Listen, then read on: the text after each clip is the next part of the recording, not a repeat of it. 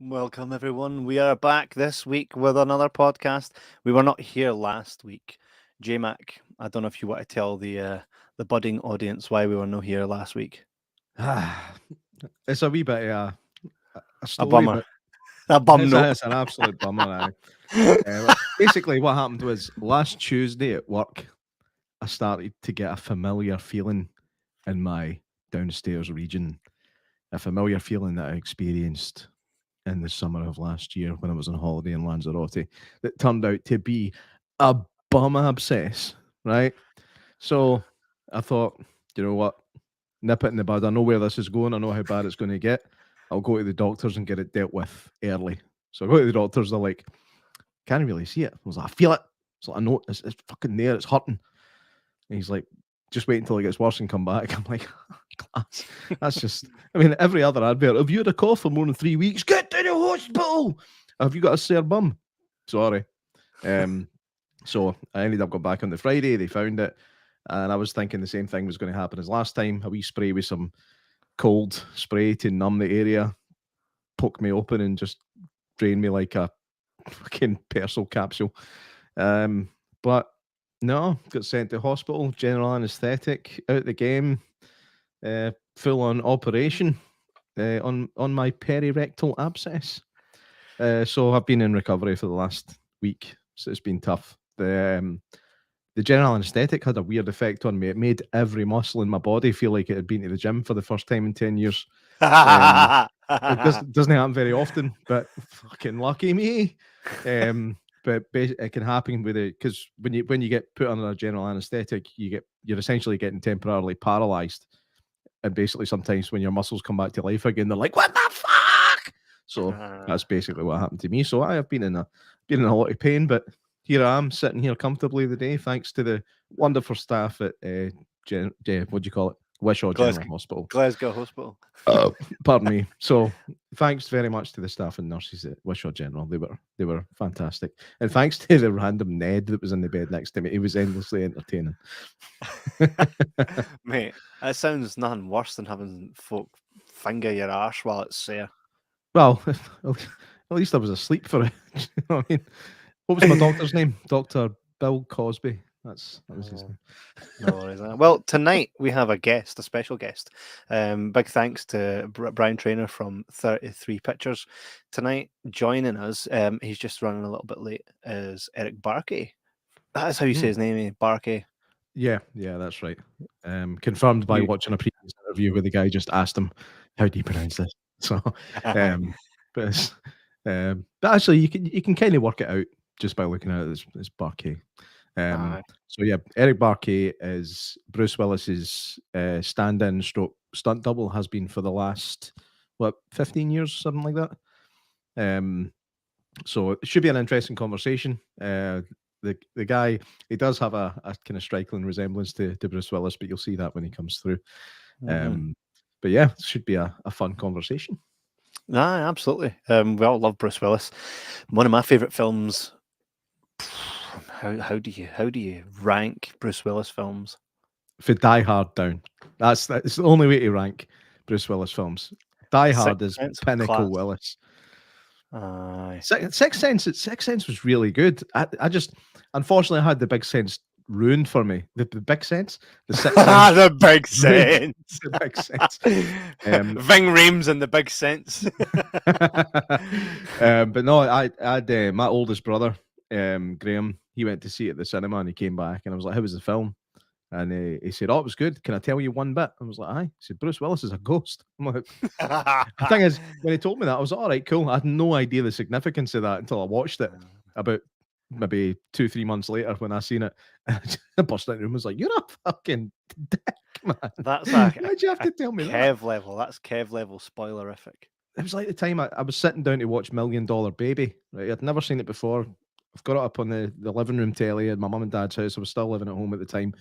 And then my brother-in-law, Ian, walked in. So I paused it, and it happened to just have the title on the screen, just at the starting credits. And he was like, "Oh, $1 Million Baby. Good movie. Good movie. How is it she dies again?" I was like, "Don't know, mate. I've never seen it. Didn't know she died." Yeah, prick. And then I met this guy called Kevin. who likes to endlessly spoil everything. He'll always say, "Listen, no spoilers. Everybody die." No, I don't think I absolutely. I don't think I do it deliberately. No, I know I don't do it deliberately, and I'm sure I don't even spoil it. I'm sure you just take fit what you want. No. No, you definitely spoil things. The one that sticks out for me was the Spider-Man one for Avengers Endgame. Like, no spoilers, right? But it's like, see in the comic, Thanos picks Spider-Man up by the head and just crushes his head. I'm like, all right, cool. He's like, that doesn't happen in the film, but he does die, but not like that. I was like, that's kind of a spoiler, man. I don't know where your computation starts and ends for working out what a spoiler is.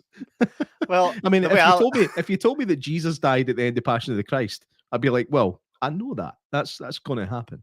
But if I told you he didn't, you'd be like, that's a spoiler, because I always thought he did.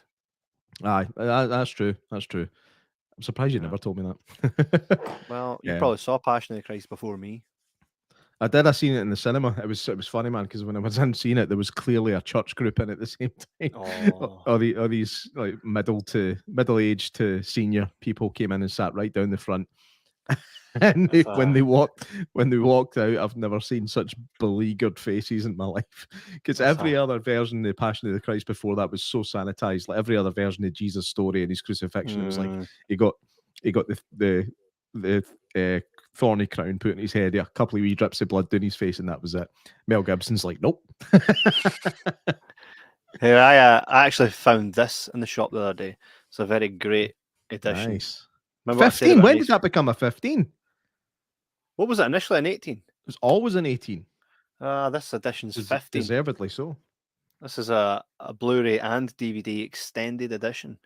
Woohoo! What, is it no long enough? Do you know what's funny? I walked into the shop, right? It was a tenner, and I'm like, I said to the wee woman, I was like, look, I didn't buy Blu-rays at a tenner. No, nowadays. I thought, I really want this one though. I says, I'll talk myself out of it. I'll see you later. Walked out. Came back in, I was like, give me it. She was like, going to say that she was nice, and you had a wee to and fro. You had a bit of a Pawn Stars moment. Like, I'll give you $2 for it. No, I came back. I was like, give me it. I says, give me that Star Wars Blu-ray collection. I know. She goes, I'll give them both for 15. I was like, fucking, I could shag you right now if she wasn't like 90. Such a sweet lady, though. Don't stop me. She's a sweet lady, though. A sweet lady. Was that the charity shop? Aye, it was one of them. Actually, £10 a lot for a charity shop, like. Right. Well, and especially for this one, this one's a fair shop. The other one I go into, you go in there, and it's like Finding Dory, right? They've got the official Finding Dory there. It's got like a mug stain on it and a rip, still going for like 45 quid. It's like, give yourself a fucking break, man. Have you seen these AI Pixar movie posters that have been kicking about recently? No, but they sound amazing. They are they're really out of order, but properly funny. Like they've got them. There's like there's like a Pixar version of like The Boy in the Striped Pajamas. There's also one called, it's like apostrophe cost, like Holocaust, and it's just a big picture of a Pixar version of Adolf, and like, this is weird. But the most disgusting one I've seen was Finding Chemo, and it was a wee boy lying in a hospital bed smiling like that. I was like, oh my god, this is I refuse to believe that those AI would come up with that. I believe that someone done it in the style of AI to get away with it. No, they're too good. AI. They're too good, man. And there's so many of them that it's just people that have seen one and then just started going for it. But don't get me wrong, some of them are genuinely funny, but some of them you're just like, oh, that's on the edge, man. But that's a bit sad. By the way, everyone that's watching this that is local to us, we will be in Bathgate this coming Saturday for Ash Price. That's going to be one hell of a show. We just wrapped up a show in Alloa, fairly intimate, and he'd done the Ouija board, and it was quite a spectacle. The good thing about this is it's a night off for us. We technically don't need to do much. We'll do a wee Q&A at the end, but otherwise Ash has got it in the bag. So if you want to, oh no, you can't, it's sold out. So if you're coming, we'll see he's there. No point trying to push any tickets. Aye, it's the first time we've actually had to plug something that we don't need to sell. I know. So it's sold like that as well. It was within a few days it was sold out, man. But this guy is really good, man. He caught our attention, and that's something we've seen a lot throughout the years of doing this podcast. We've seen a lot of crap, but this guy was really pretty phenomenal, to be honest. See, the other night, so I wasn't sure if I was doing a Q&A with Ash, and then after his show, he was like, "You want to come do a Q&A?" I was like, fuck it, we'll go." Sat down, I'm thinking, right, off the cuff, right, which 5 years of podcasting has prepared me for. No issues whatsoever. That's funny. I was like, I'm going to say all my stuff that I usually say, but I'm also going to just proper plagiarize all J-Max stuff, right? So I'm sitting there like in front of all this crowd, and I'm like, yeah, and we're talking about spiritualists and they're answering questions and stuff, and it comes up, it's like, what about the frauds? And I'm like, yeah. I'm like, oh, that reminds me of the time Derek Akora was like, oh, got your doggy. It says woof. Placed all the rock needles like that. Thanks. Steal my butter, and I'm not even there. When you do it when I'm there, that's upsetting enough. But to know that you're doing it behind my back, Kevin, behind my back, stab me in the back. I thought you were my friend. I thought you were my friend. No, they're all laughing their head off. I'm like that. So this is when you admit that I'm the funniest one, eh? Is this you? Is this you admitting that I'm the funniest? You have your moments. You've got your moments. Aye, I do. I also have my downfalls. Well, we all have them. Hey, it was so funny though. It's like I was just channeling you. So it's like when we were on stage for Dick Dynamite, and I had big Clive Russell sitting next to me, and I had 2 moments with him. But first of all, I was like, "Oh, Coronation Street's like 70 grand an episode, and it's pish." And he's like, "Yeah, I was in that." And then I just not pitch. And then at one point, I just started stumbling, and then Clive goes like this: "You're drowning." I was like, I'm not drowning. I'm treading water. every time, man. Every time. I'm trying to think last time that you kind of stumbled. Nah, it's always funny. It's class, especially live. I was off stage at that point. I had given my mic to what's his face, Snars, who was class. Yeah. So that was class. And the first thing I said to him was, "You're a lot weirder than you were in the film." Kevin's gone. I've seen a little. No, it's all good. I'm still here, just perks of having a wife out at work on a Sunday night, and even though I'm like, do not come in tomorrow. But you need to have a word with the manager and get him to change the fucking rota, eh? Well, believe me, this is the best rota that works for her. So that's the most important thing. Happy wife, happy life. It does not exist. Who was it? It was a comedian I seen talking about it recently. He's like, it was an Australian guy. It might have been Jim Jeffries. And he's like that. He's like, you've heard the saying, happy wife, happy life. You never hear the opposite. It's more like, happy husband. We'll fucking see about that. God. No, Jim Jeffries was excellent. I think he's changed now, but he was excellent. I think he's still got it. He's still got it. See, when he does his own like Netflix specials and stuff, he's still up there. But his own show is kind of pretty sanitized because of the American rules about what you can and can't say on TV. But anyway, let's talk Bruce. Let's talk Bruce Willis, man. I mean, he's an absolute legend in our field of expertise in the world of movies. He's up there. I mean, we grew up with Sly Stallone, Schwarzenegger, Bruce Willis. You know that this is Van Damme, Eric Roberts. Eric Roberts, not for me. He's not. I'm not saying he's not for me. I'm saying that I never really watched any of his stuff. I've still never seen Best of the Best. So you're kind of you get where I'm Evening Matthew Mann is in there. Evening gents. Why am I saying evening gents? But yeah, Die Hard. I mean, Die Hard's one of these films that you watch when you're a kid, and it's like almost a RoboCop situation where you go, why did I see that when I was a kid? But the thing is, I showed it to my son, who's 9. I showed it to him earlier this year, and he thoroughly enjoyed it. I think that we have the conversation before we watch any films like that, violent movies and stuff. I'm like, listen, remember, none of this stuff you see is real. And this didn't happen, but it just happens in life, but not in this. So it's not real. If you fall off a building, you will die. That element is real. But actually, can I say it is real now? No, you cannot. That's it. We're banned. We're half. Yeah. By the time Eric shows up, we'll be half. And that's without getting banned. I'm joking. Well, I'm mad. Do you know, that's one thing that I'm proud of. We've never actually been banned. I think we got kicked off once because we took a chance. We took Got a a real warning. chance. Got an absolute warning. We got one of those, here's your first strike, which you're only allowed like 2. And that was because of our episode that covered Hellraiser. I have no idea what we said in No. that, but I'm talking about when we just full on live streamed the movie. It was a movie we thought nobody would really care about, and then They clearly cared. somebody did. They cared. Quick, they cared. What was it again? What was it again? It was American Samurai. American Samurai. Yeah, that was Aye. terrible. It was class back when I remember watching it the first time. The thing is, it goes to show how your attitudes about movies change over the years. Like As you saw it pay when you more were a attention. kid. You saw it when you were a kid, so you had like a real fond place in your heart for it. I didn't, so I was watching it going, this is so bad. Although Mark Dacascos is classy, he always is. Very, very capable martial artist. Hey, who are some martial artists in cinema that we don't actually know were martial artists until we've seen a film with them as martial artists? I think Kevin James is a kick-ass martial artist, no?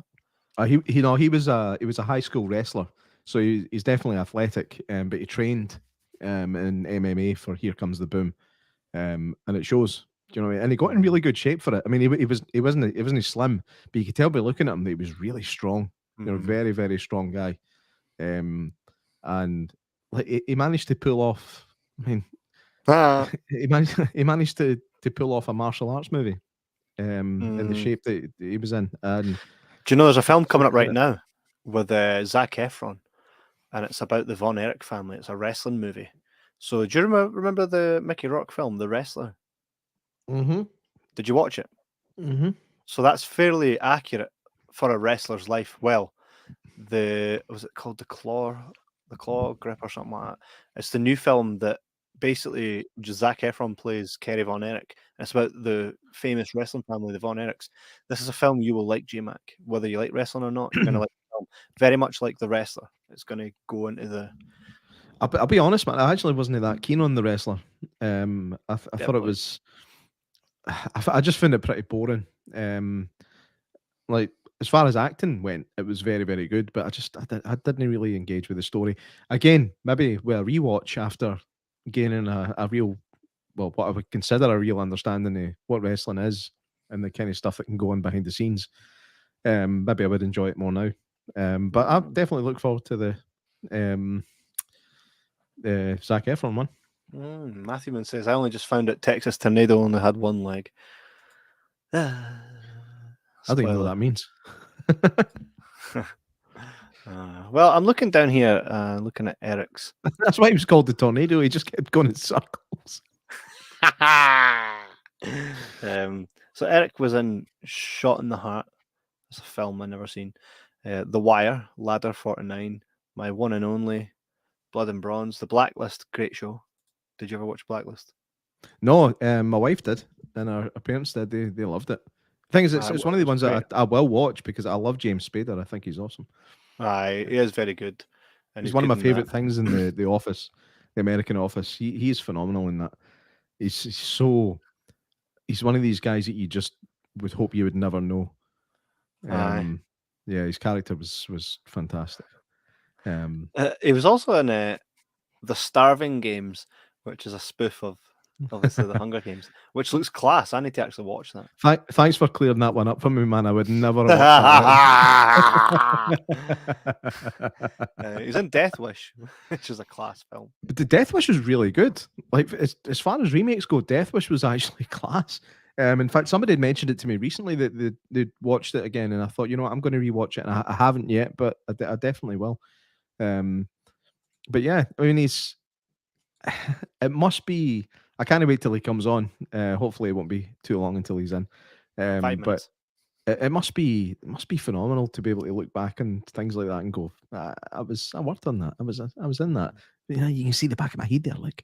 That's my elbow.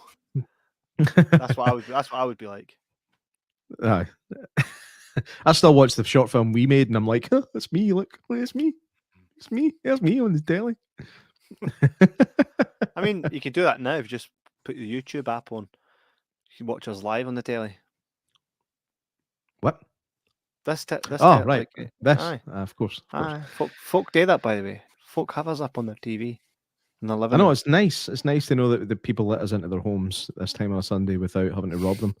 You know, Did you see that thing I sent you? The sleep paralysis robber. the jobby was funny. He's laughed in it. Guy's like, stuck.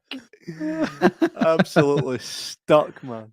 Oh, that's great. That's class.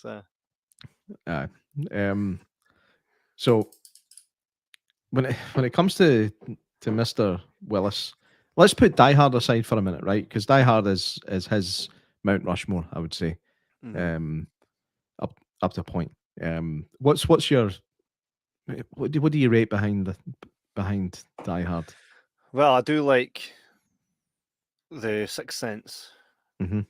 even though, like, as much as it's a Bruce Willis film, people recognize it more as an M. Night Shyamalan film, which of course it is, and Bruce Willis is a part of that rather than it being a Bruce Willis film. Is that easy to say?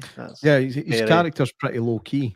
You know, Aye. it's not a kind of larger than life. And he always kind of plays the everyman that's been put in extraordinary situations. That's his kind of shtick.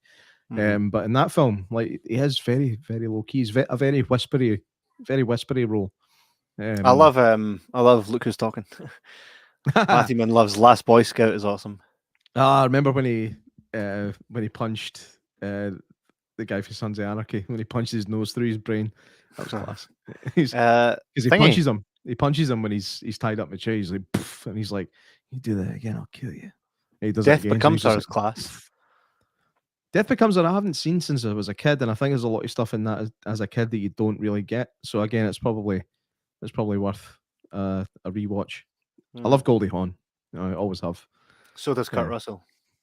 Well, kind of goes with it saying, doesn't it? Had kids with her and stuff, so it's good to love somebody in that situation. But I didn't realize that I used to watch this program, Rules of Engagement.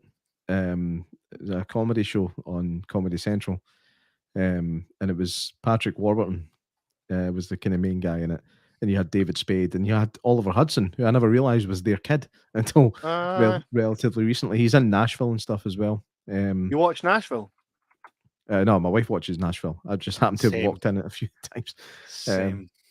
It's probably a good show. Mate, it's my music. I love a bit of country. You know me. I put the cunt in country. Doesn't country have an O in it? Yeah, everybody always says I'm a complete count. What was it I seen? It was like one of these memes, and it says kingdoms are run by kings. It says, well, who runs a country? I was like, that's pretty spot on for modern politics, or politics in general, actually. What's your worst Bruce Willis film? Oh.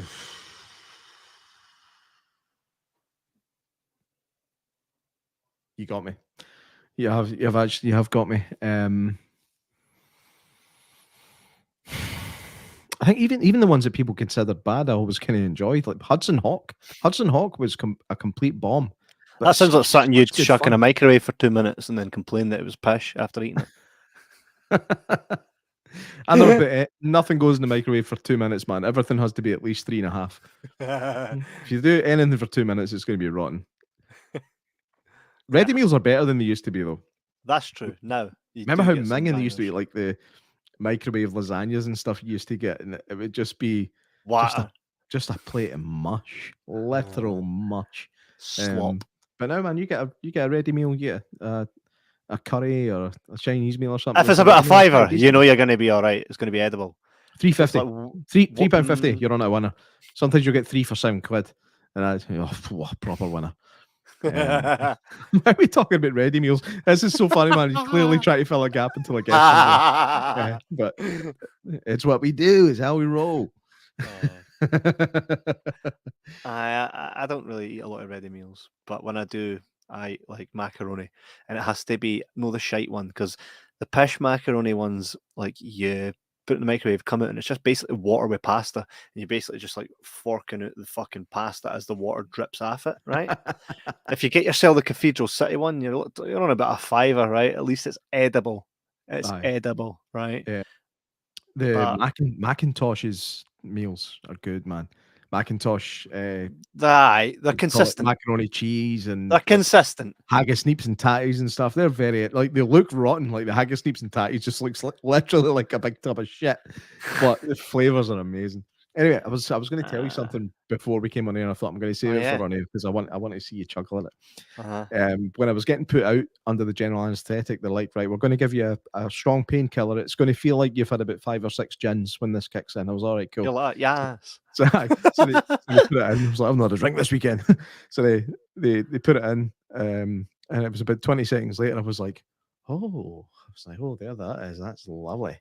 And then after I woke up for the general anaesthetic, I was like, can I ask you something? This to the nurse that was kind of bringing me around. I was like, just before I went out, I said, was I singing a song? She's like, you were, I said, what was I singing? She was like, I think it was a football song. I'm like, fuck, what? I was like, anybody that knows me well enough knows I have no time for football. So I was like, why the fuck was I singing a football song?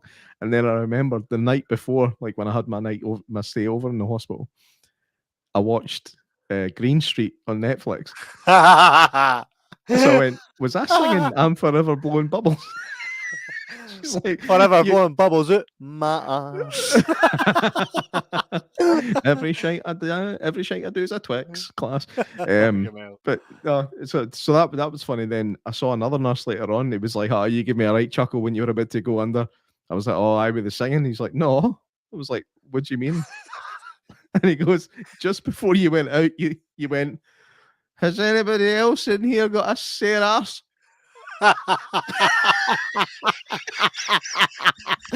Oh, wish it did a GoPro. Anybody else you gotta say that? So it does make you feel drunk then, aye. Oh, it was very, very pleasant. Like I can't remember saying the thing about the sore arse. I vaguely remembered singing a song, couldn't remember what it was, and then it was confirmed. But has anybody else in here got a sore arse? Say that. It's funny though, like see before they do it, they give you like a waiver to sign to basically say if we destroy your body, it's not our fault. They're like, just so you know, with this procedure, sometimes we can damage the sphincter muscles and you can end up incontinent. I was like, cool, oh, fucking please. It was like, come in with a sore arse, and then I'm shitting my pants for 6 months. Like, superb. It's 6 months, no. 6 years. No, they said some people it goes away after about 6 months. Then he just went, some people it's longer. Absolutely no cap on how long you'll be crapping your pants. So and then obviously you get the general. It's like now sometimes it's very, very rare, but sometimes with general anaesthetic, people do die. Did he come in for a death sentence for a sore bum? Like, this autumn, starring Bruce Willis. Death sentence. That was a Kevin Bacon film. That was great. So they really put the fear of God in you just before you go under. It's like if something happens once during a procedure, they have to list it as a possible, not side effect, a possible, possible outcome, an outcome. I said that. Did you? Sorry. I said outcome. And you never acknowledged it, so I thought, right, okay, happening. But clearly I was still trying to put words together in my head, man. Give me a bit of space. Hey, Eric. Hey, how you doing? Not bad. Hey. Nice to meet you. I thought Bruce Willis had popped in there for a second. How's it going? Hey, doing good. How you guys doing? Good. We were just basically talking about our favourite Bruce Willis films there until you came in. Some of which you've been a part of. Welcome to the podcast. Yeah, we're live right now and we've got guys in the chat and whatnot. So we were just going to chat to you about basically how you got involved in the Bruce Willis game. I mean, that's not something that you can go to college to study, right? But you found yourself in that really cool position where you're able to be on set and be in films with Bruce Willis. I mean, how did that come about? Well, to be honest with you, it would probably take me a couple hours to give you the whole backstory, man. We've got time. Yeah. I started. I was always a big fan of Bruce Willis, especially when I first saw the first Die Hard movie. But it didn't really start to kick in for me until probably about 1998 or 99. People started telling me, "Hey, man, you look like Bruce Willis. You need to go to Hollywood and work with Bruce." So I mean, it just kind of, the more I started hearing people make comments about the resemblance, just kind of actually started to become a desire to want to see if I could get that opportunity to work with him. So, so what was your first steps in trying to pursue that kind of career move? Well, I mean, like I said, when I first started, people would come up to me and make the comment. It just kind of over time just kind of started to become a like a desire, like a fire started burning on the inside of me. Like, you know what, maybe there's something to this. Maybe I do have a look, but it wasn't that easy. I never had an agent. I never had anybody, get out and work for me, or, do what an agent does. So I had to, I was just kind of fortunate. There was a guy that lived next door to me that actually happened to be a photographer for the government. So, and he and I were buddies. So he said, "Hey, man, why don't you get a couple of looks and come on down to my studio and we'll do all your shots for nothing. We'll let the government pay for it." And I was like, "Well, that works. That works good for me because I don't have any money." So nice. So I took down his studio, a couple of outfits, and we did a couple of nice shots. And back then, I live in Maryland, and can you guys see me all right? I'm trying to. Yeah. I haven't been on this particular site before, so I'm trying to make sure the camera looks good. And no, you sound great and look very Bruce much Willis. like Bruce Willis. Okay. Yeah. So anyway, so we did the photo shoot, and he developed the 8x10 photos for me, and I had to pull the phone book out. Back in the day, that's how we found people's addresses or phone numbers. So we they really didn't have a big section for acting and modeling in Maryland in the phone book that I had. So I think it might have been like maybe a half a page in this book that was that thick. So, but I grabbed a couple numbers out of it, and one of them happened to be a modeling agency, and the other one happened to be a casting director. I don't know if you're familiar with the old HBO show Homicide. Yeah, Life on the Streets. Life on the Streets, or The Wire. The Wire, HBO's The Wire. That's right, The Wire. So there was a casting director that Pat Moran was her name. So I just got the address and tucked the photo or two in an envelope, mailed it to her, and then I mailed a couple of shots over to this modeling agency.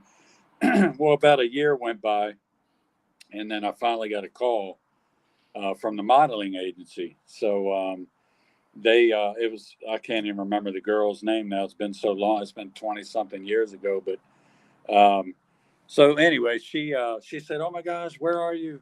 Are you in Maryland? Are you local?" And I said, "Yeah, I'm in Maryland." And she said, "Well, we got some people that are interested in you, because you look so much like Bruce Willis, and we'd like to get you to an audition for the film Unbreakable." Oh, so, what a film! Yeah, I was like, "Oh man, that's exciting. Yeah, that'll work for me. All right, tell me when and where." So anyway, so we arranged. She and I, we drove up to Philadelphia, where they had the casting director that I had to go and meet. And I thought I was going to get the job hands down. I mean, I just thought they wanted to look at me and, see if I look like Bruce Willis and see if, we had the same build, height, and all that kind of stuff. And so anyway, long story short, I get there. I go back, I read, which I didn't know I was going there to read. I thought I was just going there for them to look at me. And I mean, I was nervous. I mean, that's the first time I had ever been into a casting director's office or anything related to film. So I'll never forget sitting in the waiting room. I mean, there was a couple of actors that were going back and forth to audition, and yeah, I just sat there just nervous the whole time. And the girl sat next to me, the agent that I went up there with. We just kind of chit chatting back and forth. But yeah, I was extremely nervous, and people kept staring at me. They would sit there and look over like, is that, I don't know what they were thinking, whether Bruce was there or, maybe they thought, I did resemble him. I don't know what the heck they were thinking, but all I know is I was nervous. And so this guy got up and he comes over to me and he said, "Man, look." Christ, man, you took the hat off. You look like him. That's ridiculous. He says, "Dude, I don't mean to keep staring at you, man, but dude, your profile, you look exactly like Bruce Willis." He said, "I got here. Let me give you one of my business cards." He said, "The lady here you're going to audition in front of today." He said, "I'm good friends with her. I do voiceover work for her, and so take my card. I got an idea for a commercial." And I said, "All right, sweet." So I took his card and tucked it in my pocket and shook his hand, and that was the end of that. So then I got called to come back to meet this director, and I had to read in front of in front of the camera, and I had no idea. I wasn't prepared for that, so I didn't know the script. I mean, it was only like a 1-page piece for me to read, but was anyway, was that the Sixth Sense ad that you did? It was the Unbreakable film. It was Unbreakable. Yeah. Right. So I don't know if you saw the movie, but they go back in time, and they had the young Bruce Willis that's in the car accident with his girlfriend. And so anyway, again, I thought hands down. I mean, I wasn't arrogant or overconfident, but I felt like, I had a pretty good chance of getting the part to, stand in photo double for Bruce. And so anyway, I read, and after that, I looked at her and I said, so now what? What do I do now? And she said, "Well, if we're interested, we'll call you." And I said, "Okay, cool. All right." So I go back home. About a week goes by, 2 weeks, 3 weeks, a month. Never heard back from anybody.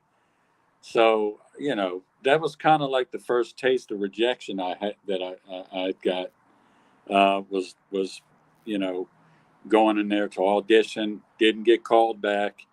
Then they started filming, and I'm thinking, man, this sucks. I knew I had a look. I just didn't know how to get to it. So the funny story about that whole situation with this casting director, and the casting directing company was called Mike Lemon. So I think they did the Sixth Sense, they did Unbreakable, and maybe one or two other films with Bruce in it. So they were familiar with him. And so anyway, the funny part about that whole story was, about a year later, I get a call from the guy that gave me the card. And he said, "Listen, man, we want to have you come up to my house, and we do these funny car commercials. And it's me and a friend of mine that do them. And we're like the Wild and Crazy Guys, Steve Martin and I think it's Dan Aykroyd. They're kind of lookalikes, and they do these silly commercials, but everybody in that area of New Jersey, Philadelphia, they knew these guys. So he said, man, I got an idea. You come up, we're going to do a takeoff of The Sixth Sense. Yeah, And, that's what I was thinking of. Yeah. And he said, we got a young boy that was actually supposed to double for the kid that was in that film. And some contract stuff fell through, so he didn't get the part. So both of us, were passed over. Me and this boy that looked a whole lot like the guy that was in that played. I think it was Haley Joe Osment was his name. Yeah. So, but anyway, man, we had a good time. We shot the bedroom scene where, the boys hiding underneath the covers, and they shot me from the profile, and then they had a couple of over the shoulder, and we had a great time. We shot this commercial. They put it together. It went on TV, and the casting director that passed over on me that day, she saw it on TV. And so she freaked out. She got on the phone and called this guy, and the guy's name was Joel Gibbs. And so Joel gets a call from the lady, and she's like, "Oh my gosh, how'd you get Bruce Willis?" And the guy tells her, he said, "Look, that was the guy that was in your office that day. You auditioned him." And she was like freaking out, like, "Oh my gosh, how did we overlook this guy?" So that's kind of what got the ball rolling. It was right out of the gate. It was rejection for me. And then the commercial was cool. And then I started landing a bunch of like background extra work. A HBO film called A Shot in the Heart. That was like the first set I'd ever been on, with a fantastic actor. I only worked like one scene, but they put me like right next to this guy named Giovanni Ribisi. Oh yeah, he's fantastic. He is phenomenal. He's in Ted. Yes. He is in Saving Ted. Private Ryan. He's on a lot of stuff, man. So Avatar. Yeah, I wasn't familiar with the guy at first, so I'm like, because I was nervous. They put me in front, next to him and another guy that was in a Arnold Schwarzenegger movie, and I didn't know what was going on. It was cameras and people hollering and screaming, and a bunch of chaos, and then they holler action, and these two guys are back and forth, and I'm in between both of them as they're having this conversation. But anyway, I kind of, after that day of shooting, I went home, and I was watching Nicolas Cage's film Gone in 60 Seconds. Yeah. And I was like, oh my gosh, that's the guy that I was sitting next to, So it was pretty cool, man, because I liked him. I mean, that dude's a heck of an actor.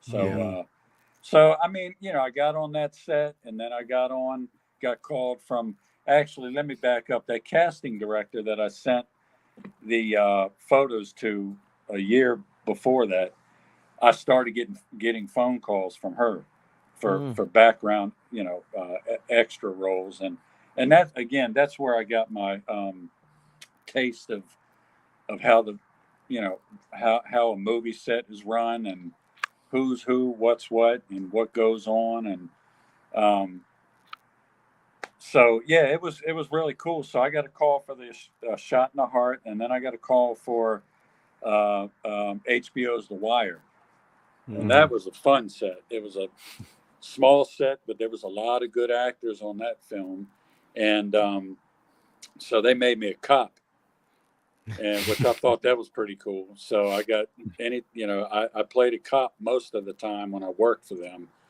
And then there was a couple of times I played I worked on the second season as a longshoreman. So we were out on the loading docks.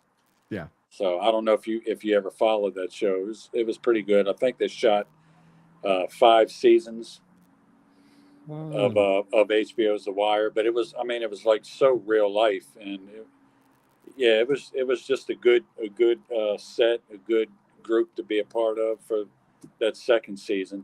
I was on it for a couple episodes. So, and then I got a call not long after that for Ladder 49, which was Joaquin Phoenix, John Travolta. Travolta, Robert Patrick. I mean, a whole list of amazing actors. And I think I that got was an image here. Of, there we are. That's There's you there. Yep. Yeah. Joaquin. What a nice And- guy, and another amazing actor. Yeah. And John Goodman as well. Goodman was excellent. I mean, he was just fantastic. I mean, he's such a gentleman, real kind, just really neat. I got to work a couple of scenes with him in the film Once Upon a Time in Venice. Mm-hmm. So that was pretty cool. But yeah, back to the Ladder 49. That was that was a cool experience. I think I worked like 3 days on that as a wedding guest, and I actually made it in one of the scenes. And but I'll never forget. Like I had just seen the movie Gladiator Yeah. on the big screen, and you know, and Joaquin's character in that film, man, in Gladiator. I mean, I hated him. He was ruthless, man. I wanted to knock him out, you know. But a sign of a good actor. yeah. I mean, he really pushed my buttons in that film. But I'll never forget when he came walking in. I was like replaying like one of the scenes, you know, where he comes marching in the Gladiator movie, and it was just crazy. But what a good dude. How cool it was for me to watch him, you know, do his thing. And so one of the cool stories about that film was they put me at a table. Again, I played a wedding guest at Joaquin's wedding in the film, and they put me next to John Travolta and Robert Patrick. So that was cool. So I'm sitting there looking at John like, oh man! I mean, I was starstruck being next to him. Yeah, because I loved all his films, and you know the old sitcom Welcome Back, Kotter that I grew up watching as a kid. And so Robert Patrick, the guy from the Terminator movie, he looks over at John. He said, "John, look at this guy next to me, man. He looks just like Bruce Willis." So Robert was in, I think it was the second Die Hard with Bruce Willis. Mm-hmm. Yeah. So the buzz started going around the set. Hey, we got Bruce Willis on set now. So I started getting like, oh my gosh, this might be my ticket to connect with Bruce. And anyway, I made some friends and I got close, but I didn't get connected to Willis, which I was hoping somebody would step up, you know, and make a call or somebody had to know somebody, but it didn't work out. And, you know, it was kind of a letdown, but people didn't forget me. So each time I worked on these sets, you know, again, people remember that I had that look. And so after Ladder 49, then Hostage, the film. Brilliant Hostage. film. Yeah, Man, I love that film. that was fantastic. It was really good. That was actually one of my favorite movies that he did. But anyway, I sent some, again, I'm mailing 8x10s out, and I'm sure probably almost every picture I ever sent out ended up in the garbage can. But but the timing wasn't right. So the casting director, I sent it out to him out in California, and got a call within, you know, a couple of weeks after I mailed it out, and the guy asked me, "Where are you?" I said, "I'm on the East Coast." "Well, can you make it out to the West Coast?" I said, "Yeah, no problem. I'll make my way out there." So he said, "All right, well, we want to meet with you on this day, this time." I said, "All right, cool, no problem." So I flew out on my own dime, found my way over to the hotel, got set up, called the guy. I might have to switch you guys off of these earphones and plug my phone in real quick. So I'm sorry. No, not at all. Yeah, I just saw a low battery, so hang on. It's never a good time for a low battery. Man, I'm telling you. And I got one of these older iPhones, so I'm kind of behind the times with what I got. The thing is, yep. the more modern the phone gets, the worse the batteries get. It's a That's strange thing. So you're probably better for yours than we are. Just yeah, I'm from, I just try to keep it simple, but I know that these every couple of years they come out with a new phone and the price keeps going up further Yeah. and further, and it's like, Yeah. I really don't need all. If I could do it, man, I'd go back to a flip phone. It's we're all you just get addicted to these touch screens now. It's a sad world that we live in. Yeah, I just like to keep it simple, man. As long as I can get a phone call, or email, and maybe check Instagram, I'm good. So, no. But so anyway, I got out to LA, and I called the guy. I said, "Hey, man, I'm in town," and I'll never forget the guy saying, "Hey, listen, we're not going to be able to meet with you today." And I said, "Well, why not?" He said, "We can't. We got too many things going on. We can't meet with you." And he said, "Listen, I wouldn't do anything to piss the casting director off." And I said, "Well, whatever, dude." I said, "I flew out here on my, my time, my dollar, and I'm here to meet with somebody." And he said, "Well, we can't do it today." I said, "Well, no problem." I hung the phone up with him, and then I made my way over to the studio lot without them. So, and not to be, not to be underhanded, because I never, that was never the way I did things. Let me check this. Oh boy, sorry guys. You're right. So anyway, I found my way over to a place called Raleigh Studios, which was directly across from Paramount Pictures in Hollywood. And so I got over there, and I walked up to you just can't walk in this place. You have to have an appointment. You have to either work there, or you have to know somebody that can get you in.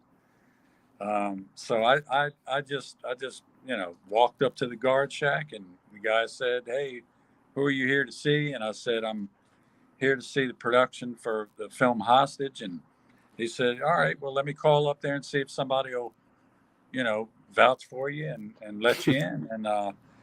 And sure enough, they called up, and they said, "Yes, send him up."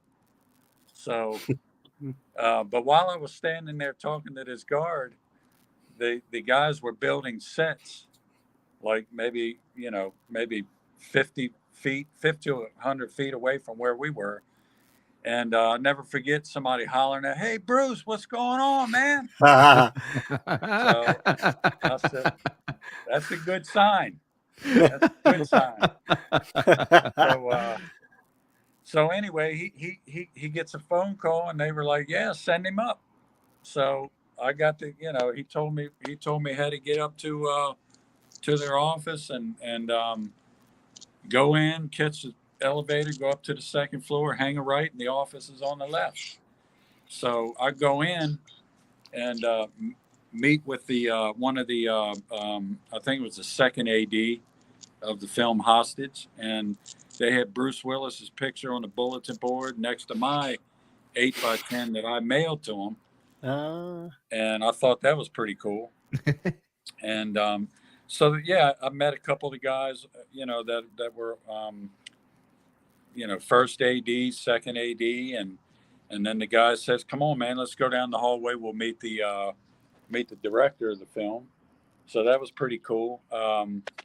And then we came back to his office, and he was kind of laying out my schedule, and we'll be X amount of days over here in Simi Valley, California. We'll be over in this area for a couple of days, and yeah. Anyway, so then as he and I were talking, I heard the elevator kind of,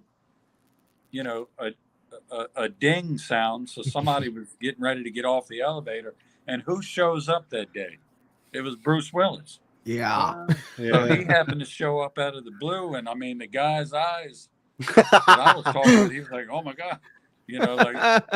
What are the chances of this, that you show up the same day he shows up? And so Bruce, the minute he walked off the elevator, I caught his profile, and I was like, I mean, I was starstruck. Like, dude, this is he thinks he's insane. back in the Twilight Zone again. This was insane, man. So anyway, he comes down the hallway. Hey, how you doing? You know, he looks at the guy. His name was Mark, the second AD. Shakes his hand, looks over at me. Hey, how's it going? Shakes my hand, and then he just walked back to the director's office. And man, this guy were looking like, man, I better go get a lottery ticket. This is crazy. This is like, if I didn't feel lucky after that, I mean, it was just, it was insane. So anyway, I go back. I'm wound up. I go back to my hotel. I'm running on fumes because I'm, all the adrenaline, and I felt like I finally landed a gig with him, and he shows up. I got to meet him, and then the next day I call the guy, the assistant director, and he said, Eric, I'm sorry to tell you this, man, but he said, dude, I don't understand it, but they're going to go with the director's friend.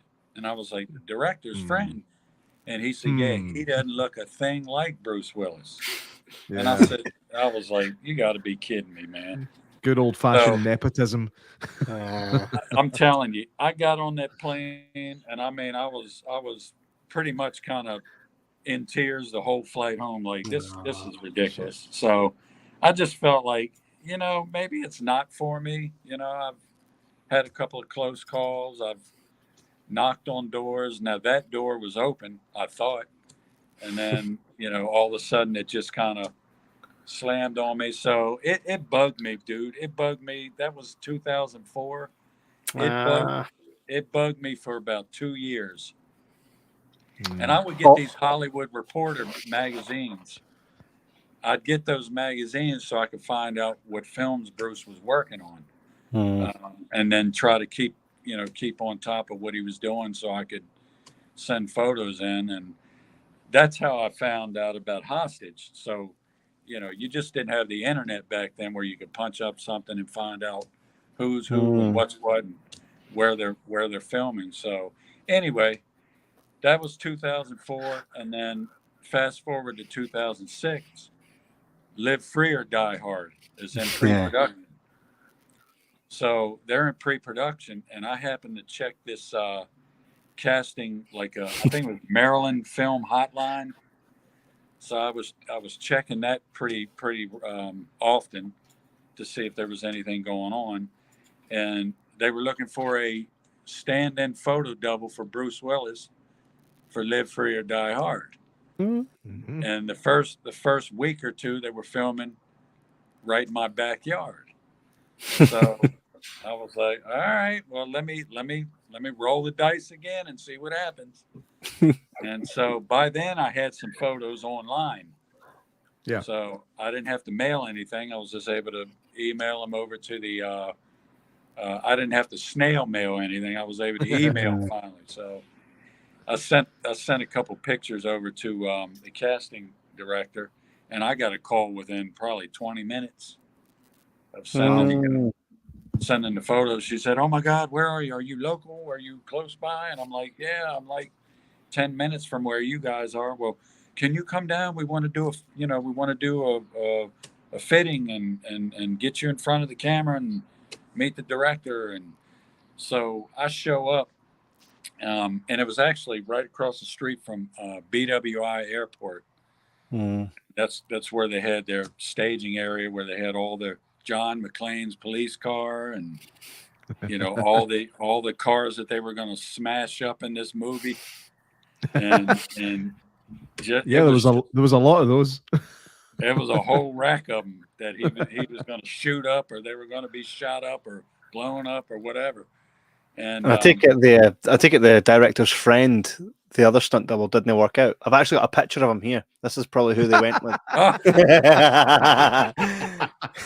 Nepotism goes a long way, right? There it is. Yeah, he's got a look of Bruce, right? That's awesome, man. What the fuck? I did not know that was going to happen. I had to pull out the bag quick. That was right on point, man. So I get over there, and there's a couple of bald-headed guys floating around the set, and I'm like, you got to be kidding me. So I'm looking at one guy like, well, Bruce ain't that tall. This guy was like 7 foot. I'm like, he ain't going to get it. So then I was looking at this other guy, and I was thinking, well, we'll see what happens. So they fit me with John McClane's wardrobe, and then I go in front of the camera, and then they bring Justin Long in, who was the guy in the movie. Brilliant. Good actor. And so anyway, we're standing in front of the camera, and then, you know, we took a couple shots, and director came in, Len Wiseman. He came in, and he was kind of looking me over and whatever. And then, you know, I went back to wardrobe and was talking to the, actually it was Bruce's wardrobe costume lady named Laurie. She'd been with him since, I believe, Moonlighting. That goes back a ways. I mean, way, way, way back. So I said, do you think I'll get the part? And she said, hey, listen, sweetheart, you got it hands down. It's your part. It's your role. So I was like, I was floored.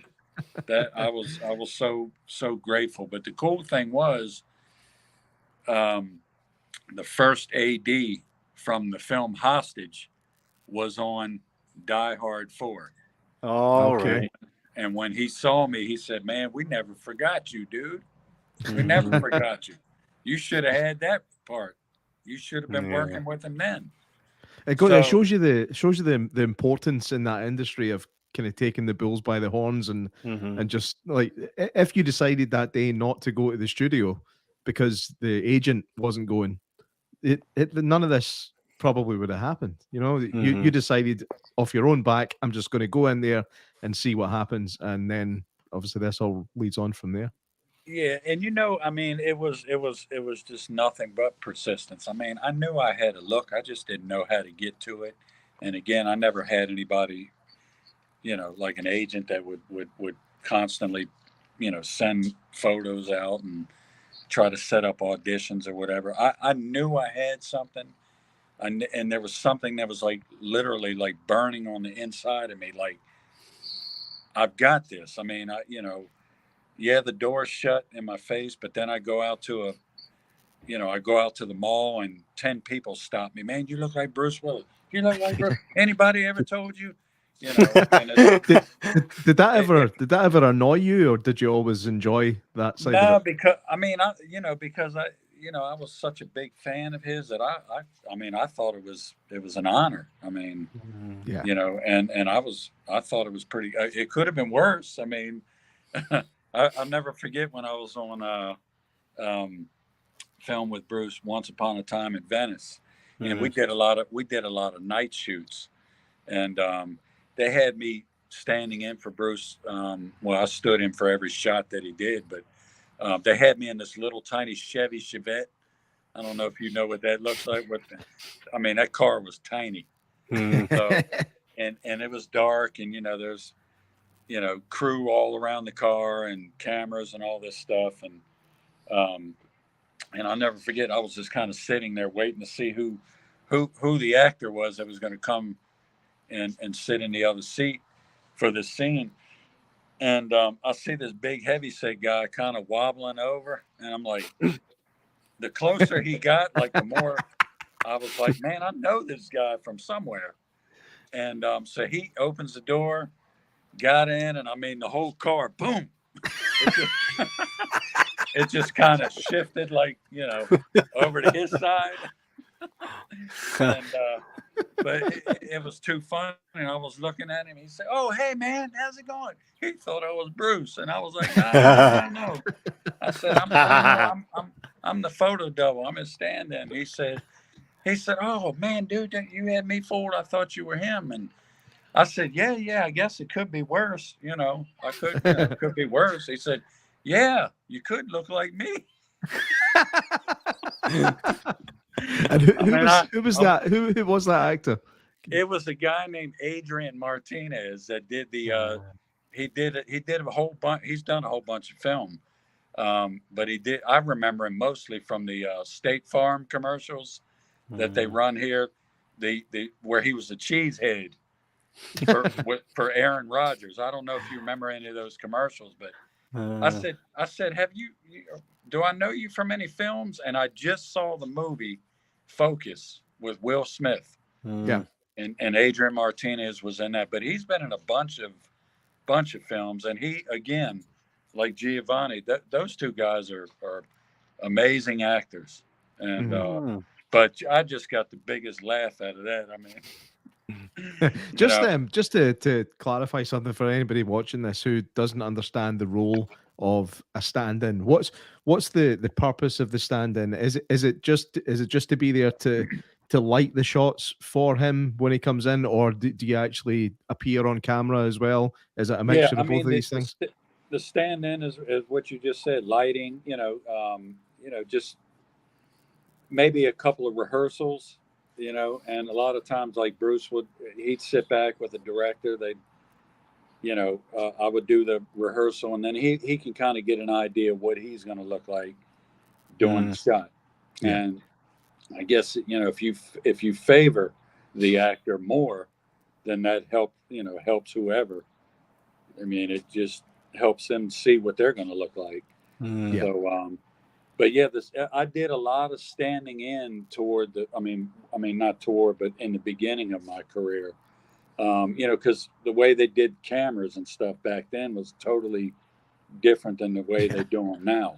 Yeah. Everything's kind of on the shoulder, or they'll have the harnesses, so it's a whole lot easier nowadays. But back then, I mean, they'd set tracks up and leveling track, all that stuff. It took them, man, it would take them, hour, 2 hours sometimes to get everything straight. And so I mean, people think that, oh wow, you standing for Bruce. Yeah, but it's cool. But I mean, after you're standing there for 2-3 hours and then everybody forgets about you and you're still standing there on that little mark that they put, it's like, man, my knees were killing me. And then I was thinking, man, this sucks. So that's the stuff people don't realize when they watch a movie. They have no clue how long it takes to set up a shot. Even filming a shot, it depends on what the director, how many takes he wants. So it can be brutal sometimes. So your credits change between stand-in and stunt performer. When did the stunt thing start coming in, and what kind of level of stunts were you doing? I mean, obviously you didn't come from a background of stunts. I understand that you're a landscaper. To trade. So the biggest stunt you would have would be like a ride-on lawnmower. So when did the stunt start coming into play? Yeah, I mean, for me, well, let me see. I think I lost you guys as far. No, we're still here. We're still here. Okay. Yeah. Just giving you the floor. Yeah. No, I appreciate it. For me, when I was on Live Free or Die Hard, when we were out in California, I'll never forget. There was a bunch of night shoots that we did for that film as well. But I'll never forget that I was watching the Bruce's then stunt guy, Larry Rippenkroger, fantastic dude. He was in the movie Waterworld. Waterworld's a phenomenal movie. Yeah, that doesn't get enough credit. Waterworld is a fantastic film. I think it kind of gets shit upon for some reason, but I think it's a great film. It was cool, man. I watched it and I had no idea who he was. I do remember his part though. He and I think you're covering your microphone. Yeah. Can you hear me? That's it. Sorry about that. That's it.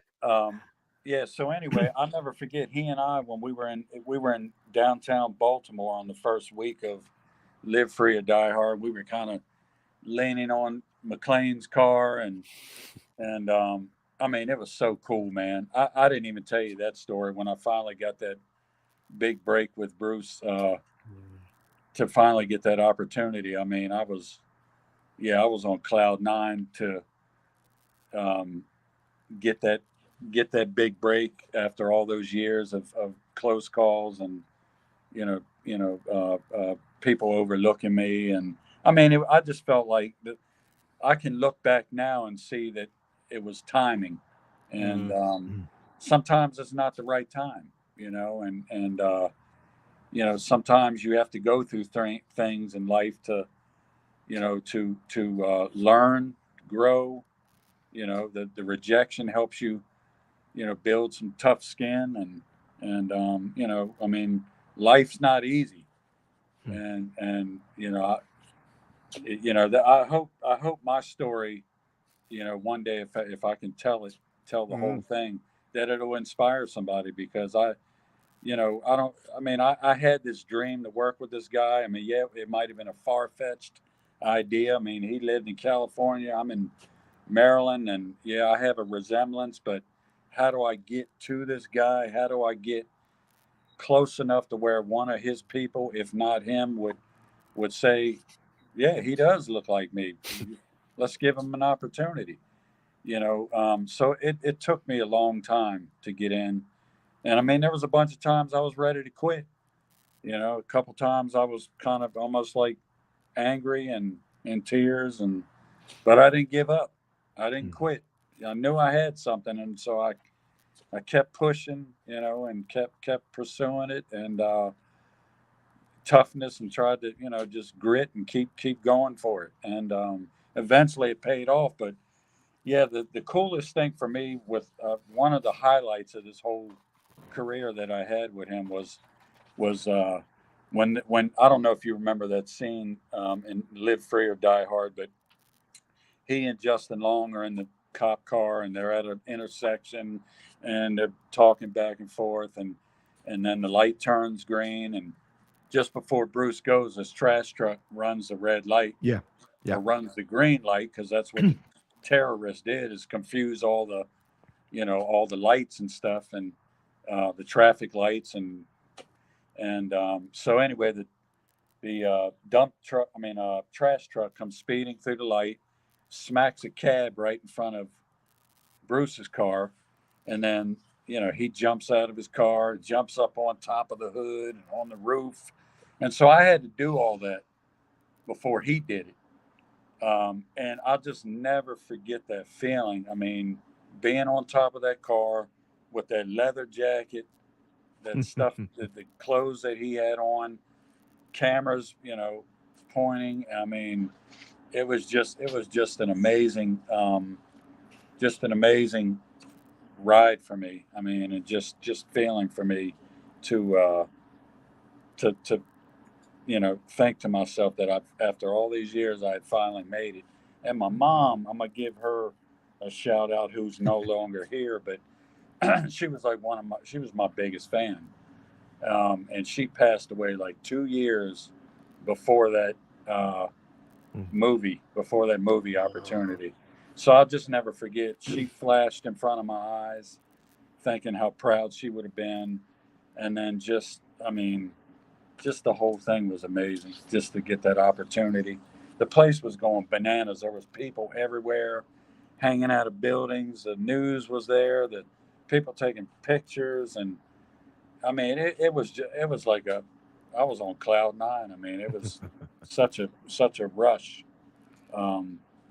But then, like I said, all the thoughts of everything that I had gone through to get to that point. Um, yeah, it was all flashing before me. So, but anyway, so that was a highlight for me, to be able to do that for him and work with him. And so, back to the other story.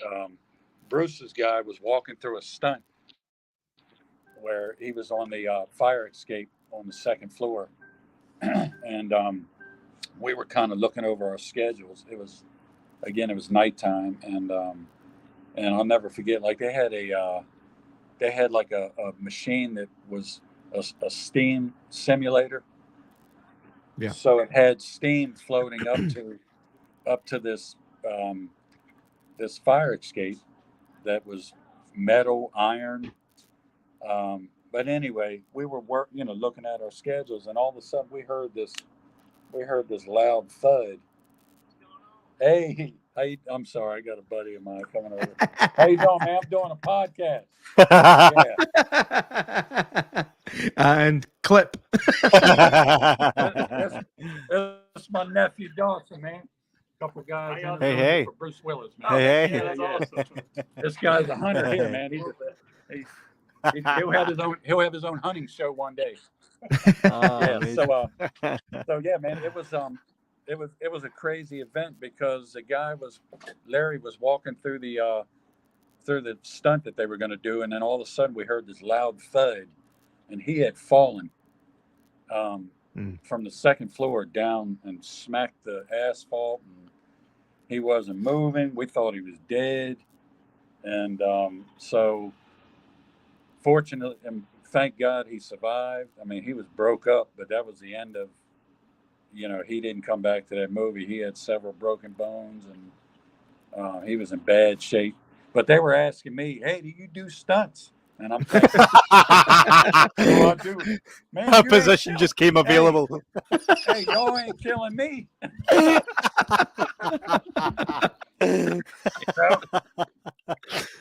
But Larry, I meant to tell you, Larry was a tough dude, man. I said, Larry, how did you get started in this business? And he said, he was a stunt guy. He's a professional jet skier. I said, really?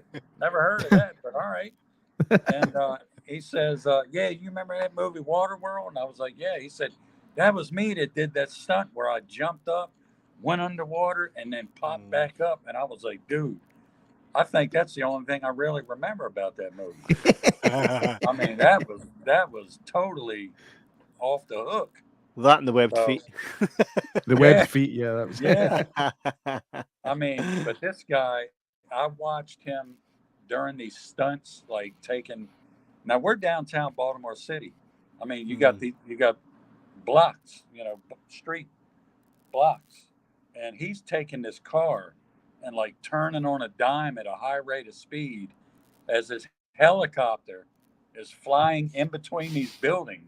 I mean, it was gnarly, man. It was so cool to witness that, see it, watch him drive.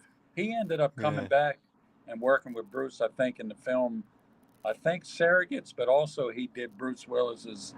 I don't know if he did all of it, but I know he did some of it. His stunt driving in Die Hard 5. Right. Oh, but Larry's off the hook. But again, back to them asking me, I was like, I don't think I'm the guy for doing those crazy stunts that these guys do. So, but yeah, Bruce ended up getting a guy, I think, later on in that movie, a guy by the name of Stewart, that ended up working with him for 30 some odd movies. So, and he and I worked together, and but I did a couple of minor things, like in Death Wish, film Death Wish, and then I did a couple of other minor things toward kind of the end of Bruce's career, which that was really like I was telling you earlier. When I first started with him, there's a lot of I stood in for every shot. Every movie I worked for, I stood in for him. But then toward, the middle of his career, and toward the end, it was a lot more of photo double, which was, man, I was honored. I was totally honored to work with these first team actors. And what's the difference there between the stand-in and the photo double?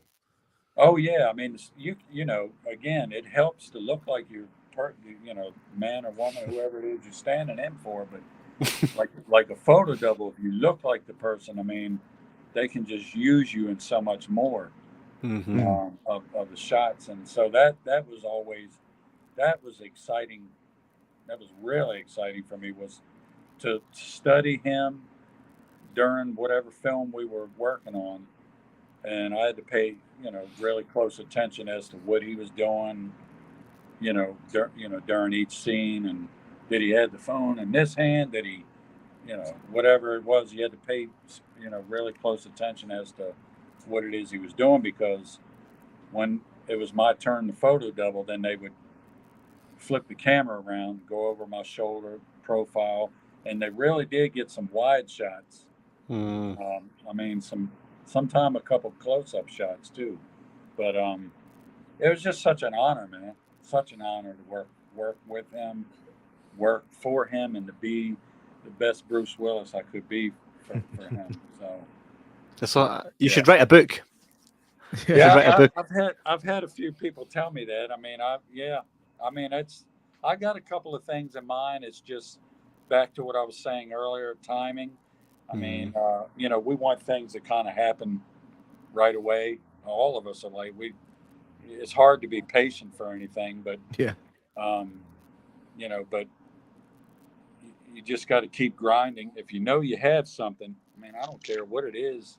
You have a talent for something or a drive for something, and you just keep pursuing it and keep pushing, and eventually it'll work out. Again, I got a couple of things in mind, but I'll I feel like when the time is right, we'll revisit those couple of ideas that I've got. So I've got a great title for your book. It's called Bruce Willis. There was a guy on one of the sets I worked for, and he used to call me Bruce Willis it. So I always got a kick out of that too, man. That's amazing. What would your advice be to anyone out there that wants to break into the industry, whether it's looking like someone, wanting to be a stuntman, or purely just want to be an actor? What would your advice be to them? I mean, as I said, just just pursue it with all your heart, strength, and get all the training you can. And I was really fortunate because I didn't go to acting school, and I was extremely blessed to be able to get in the way I did, and then to be able to become a SAG member like that. I'm almost 20 years, coming up on 20 years of being a SAG member, but it was all because of Live Free or Die Hard. So I mean, again, it just, whoever listens to this podcast, and I just encourage anybody, if that's what you want to do, work hard, learn as much as you can, understand that you're not always going to win. You're going to lose sometimes too, and that's part of life. I mean, you got to go through the challenges and the struggle, and I feel like that makes it that much better. Once you look back on what it is you went through. I mean, I got some scars. I got some scars in here. There was a bunch of times where my feelings were hurt, but or my ego was hurt, or whatever. But I didn't give up, and eventually it paid off. And I give God all the credit, because I feel like, again, I know I repeat myself, but back to timing. Sometimes it's not the right time, and things got to play out a little bit. And then, when it's your opportunity, it'll happen. Yeah. So, so that's my advice. I hope that, help somebody not to give up. Look at me. I mean, I didn't give up. And I ended up, the first time I saw my name in one of the credits of his movies, I mean, it's like a trophy. Yeah. It's like a plaque on your wall, or there we go. Yeah, so many images here throughout your career with Bruce. Grateful. I love Bruce Willis. I love him. I appreciate him giving me that opportunity. Yeah, there we go. Look at that one. Yeah. You can't Yeah. you can't tell the difference at all. In that one. I know. I mean, there's a stunt right there, jumping in the ambulance and fighting with Val Kilmer's son. Yeah, I mean, we had such a good time. I love the guy, man. I appreciate him allowing me in his space and Yeah. you know, and giving me the opportunity that he gave me.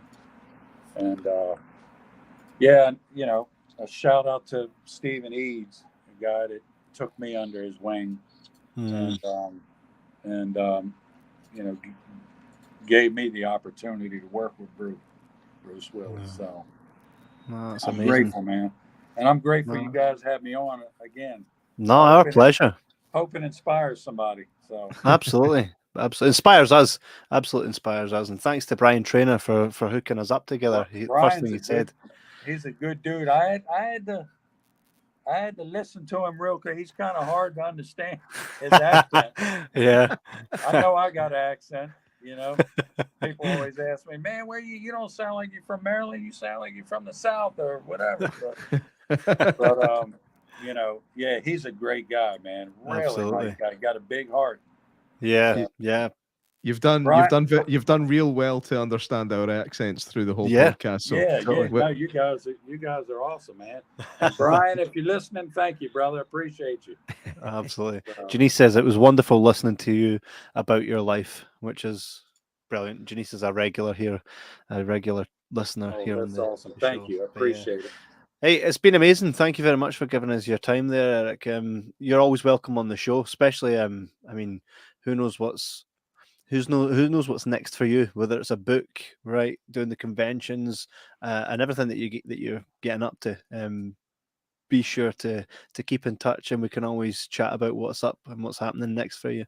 I certainly will. And you mentioned convention. I haven't done one of those in ages, and it just so happens I got one lined up this coming Friday. So, where are you going to be? Yeah, a place in Baltimore somewhere, some big convention, and they bringing in a Bruce Willis double to a good friend of mine that has a business. So I'll shake some hands, take some pictures, whatever.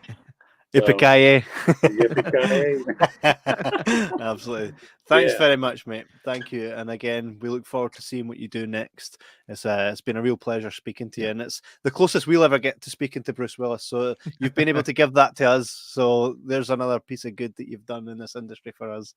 Yeah, I appreciate you guys having me on, man. I'll holler back at me. We will. We will. All right. Take care, Thanks guys. again, mate. Thank you very much. All right. See you next time. Thank you. Thanks everybody for tuning in. Yeah, absolutely. And a big shout out to Brian Trainer for hooking us up. That's amazing. And the guy looks just like Bruce Willis, has a huge heart, and obviously led his journey purely wanting to become what he wanted to become, and became it. So that there in itself, I think that's the crux of his book, and you just salt and pepper it with all the experiences.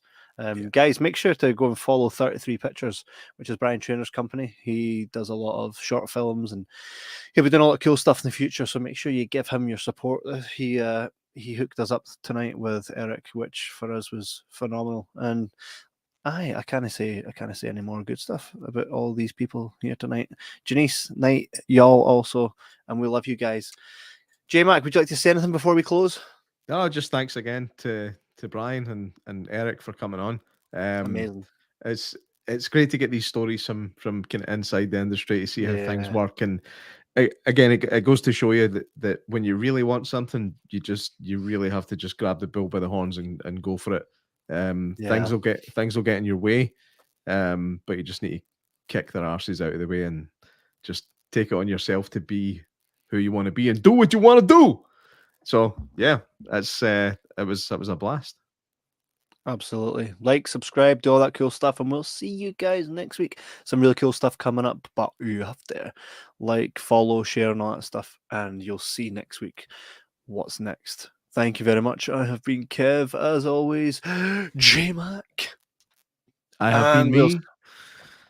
And we'll see you guys next week. Take it easy. Bye-bye.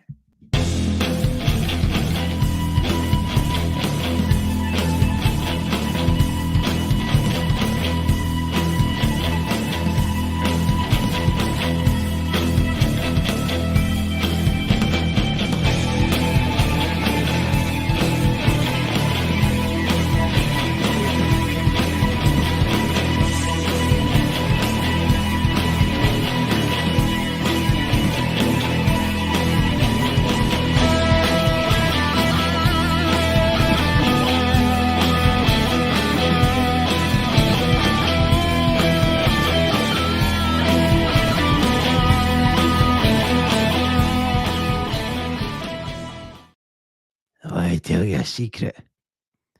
I see dead folk